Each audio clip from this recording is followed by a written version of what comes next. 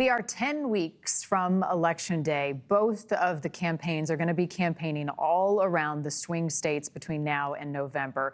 Wisconsin is one to watch, seen as one of the most crucial battlegrounds this election. 10 electoral votes up for grabs, and all this week we're going to be zeroing in on the Badger State in our swing state spotlight. And who better to ask about the political makeup of the state of Wisconsin than former governor of Wisconsin, Scott Walker. Welcome. Thanks for being here.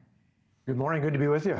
So, I'm looking at, how much of a focus there will be on Wisconsin, and you have to look at the last few weeks. The GOP, the Republican convention was in Milwaukee. The first campaign stop Kamala Harris made when she became the presumptive nominee was in Wisconsin. Trump's going to be back in La Crosse there this week. So we know Wisconsin is going to be critical. Talk about the political makeup of your state and the closeness in this race. Yeah, if you look at 4 of the last 6 presidential elections, so nearly a quarter century back, the ultimate decision between the winner and the loser is less than 1 percentage point. So you're typically looking at a few votes in each average or each ward on average across the state. It's about as evenly divided as the country is. You've got big urban areas that are traditionally more Democrat, particularly in Madison, which is a liberal capital and campus town. You've got the suburbs that are Republican, but not as reliable as they once were. You've got rural areas that lean more conservative, but it's really kind of the mid-sized manufacturing towns, the areas I won 3 different times statewide when running for governor, that make the difference. And that's what it will take, I think, to win this election for president. So you were governor from 2011 to 2019. Biden won by about 20,000 votes in 2020. If you were to advise Donald Trump in his visit this week and between now and November, where specifically should his focus be?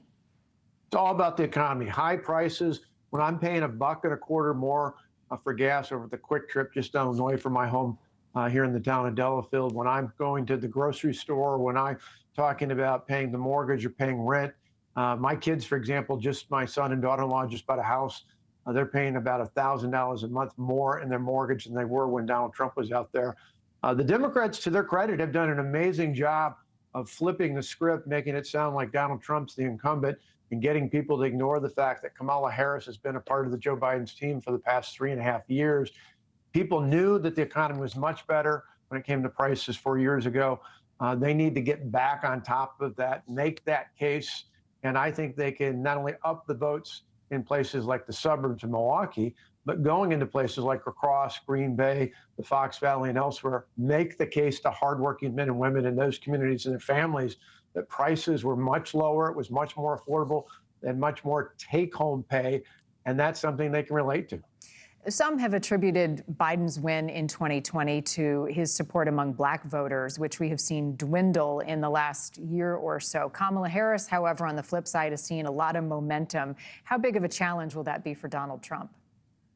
Well, it was still going to be a close race even between Biden and Trump. It's now changed. The dynamics have changed. But I don't think you're going to see the kind of turnout you saw, for example, in 2008 and 2012 when Barack Obama was on the ticket. Yeah, there'll probably be a bit more within the city of Milwaukee enthusiasm than there was maybe for President Biden just a few weeks ago. But in the end, it's all about not just feelings. It's all about whether or not your family's doing better off today than they were 4 years ago. If Donald Trump can make that case, just like Ronald Reagan did some 44 years ago, he can win this election. If they make it about just themes without real substance, then Harris has got a real chance of winning here. So as someone who supports Donald Trump, who's been an active part of his leadership team, I hope they keep focusing again and again and again on high prices and say, what about, all this talk from Harris about day one?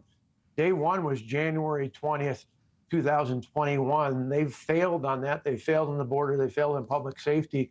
It's time to put someone new in who's gotten it done before and will again for the people of Wisconsin and the country. Thank you for watching. Go to newsnationnow.com to find NewsNation on your television provider. And don't forget to click the red subscribe button below to get more of NewsNation's fact-driven, unbiased coverage.